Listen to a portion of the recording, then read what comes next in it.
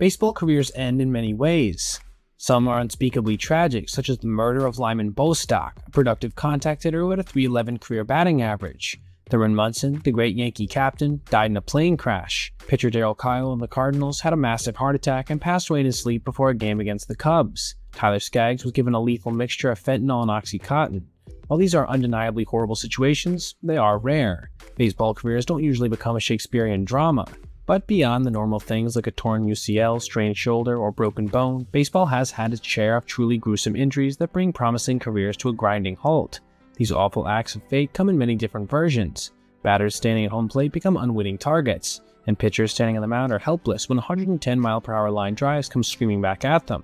Catchers wear the tools of ignorance because no sane person would crouch behind home plate only to get nicked, banged up, and run over, sometimes multiple times a game. All of that and still more, things like running into a wall or pulling up lame on the bases, leave behind a wake of baseball destruction. When we watch a baseball player crumple to the ground, clutching head, arm, or knee, we are reminded that our own lives are governed by the same random forces that can bestow blessings and curses alike. After all, no MLB player goes into a game thinking, this could be it. But for an unfortunate select few, that's exactly what happened. The injury was horrible. A player lay writhing on the ground, screaming in pain, his left humerus completely broken, producing one of the most iconic injury images of all time. In 1999, baseball fans in Tampa Bay were getting into Season 2 of an expansion team that was destined again to finish last in the AL East. As the 1962 Mets can attest, playing for an expansion team has its challenges. The Devil Rays had taken fistfuls of pitchers in the expansion draft, including the first overall pick, lefty Tony Saunders from the Florida Marlins. It was honestly a surprise he'd been left unprotected, given he was just 24 and had pitched well in the postseason, starting Game 3 of the NLCS and battling to a 1-1 score through 5 innings against the Braves and Hall of Famer John Smoltz. Saunders was gritty. Undrafted out of high school, he signed with the Marlins for just $1,000, and somehow made it to the big leagues against very long odds. The year before, he'd gone 6-15 and had led the majors in walks with 111. Yet in 15 of his 31 starts, he pitched to a .259 ERA. His record in those games? 0-8 with 7 no decisions. Despite this, he'd remained the consummate professional, going out there and giving his best every start he could. He started the 1999 season the same way, wild, inconsistent, and sometimes brilliant.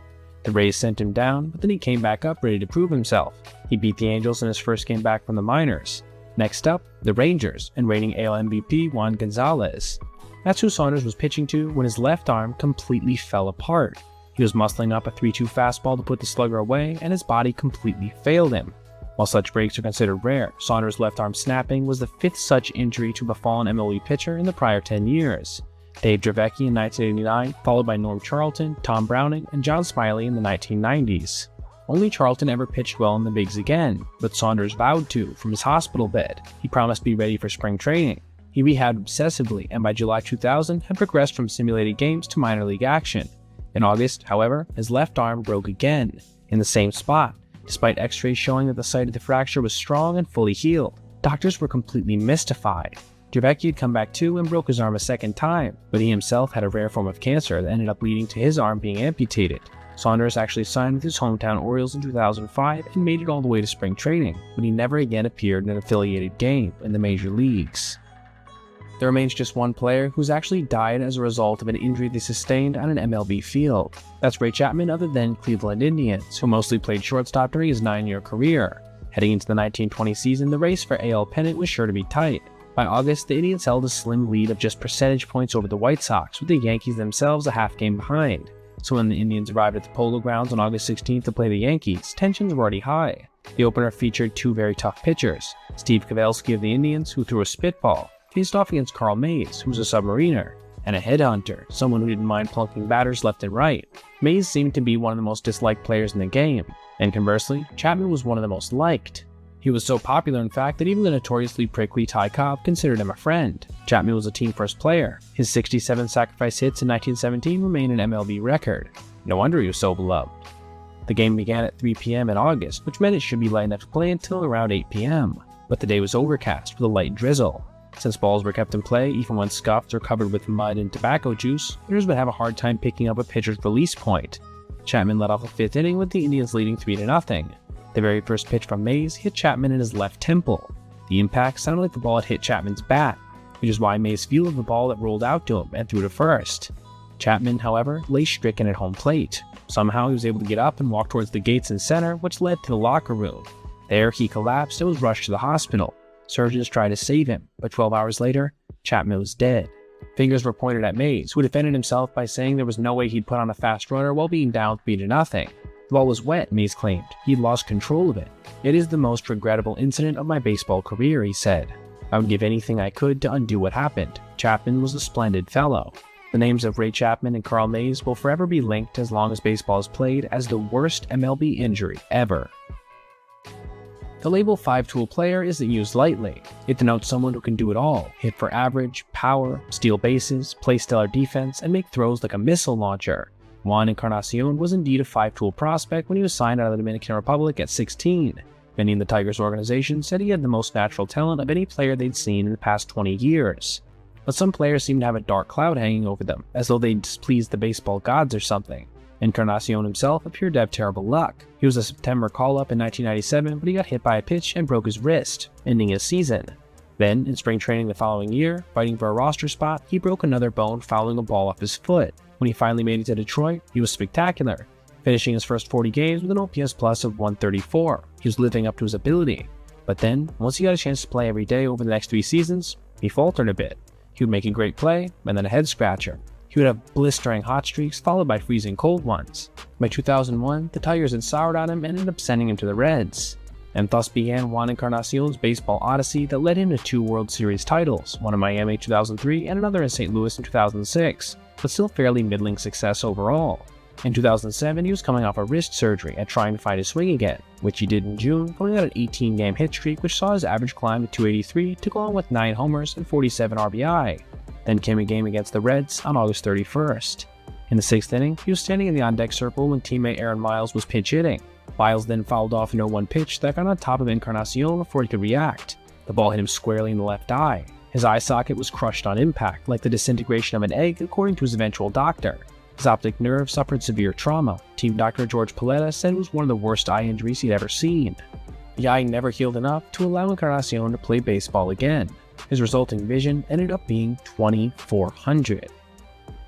It's not often that an MLB player gets hurt while playing video games. That's exactly what happened to Tigers reliever Joel Zumaya during the 2006 ALCS. He couldn't pitch because of an injured wrist apparently sustained during an epic session on the PS2. But that injury didn't end his career. Another one would though, and it was much more grisly. Without question, Joel Zumaya's fastball ranked among the hardest in the history of MLB.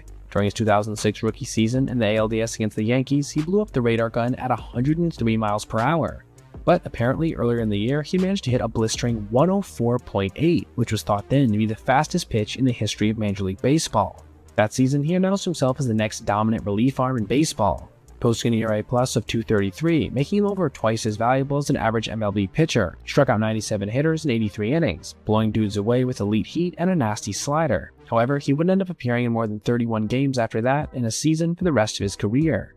He ruptured a tendon in his right middle finger in May 2007 and missed 3 months while recovering from surgery. Then that offseason, Zumaya was helping his father prepare their family home in the San Diego area as a fire approached. They were moving boxes in the attic when about 60 pounds fell on Zumaya's shoulder, separating it. Zumaya didn't make it back to the Tigers until June 2008, managing to appear in 21 games. Things were no better in 2009 when Zumaya again went down with a shoulder injury. Though he came back to pitch in 29 games, by August he couldn't lift his right arm over his head, and the ensuing shoulder surgery shut him down again for the remainder of the season.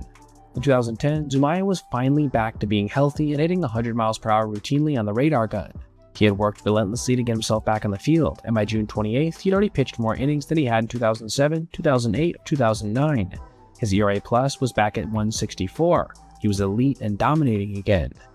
But in a game against the Twins facing Delman Young, Zumaya reached back for a fastball and then heard a loud and disgusting pop in his elbow. He later explained, "It felt like my elbow exploded. It felt like someone took a hammer and shattered it completely." An MRI revealed that he had a non-displaced fracture of the old cranium, the bony tip of the elbow right under the skin. Zumaya thought his career was done, but the Tigers front office thought different. Apparently, they thought that because there was no ligament damage, Zumaya could probably return the next season. Unfortunately, he didn't. Instead, he had an exploratory elbow surgery in May 2011 and missed the entire season.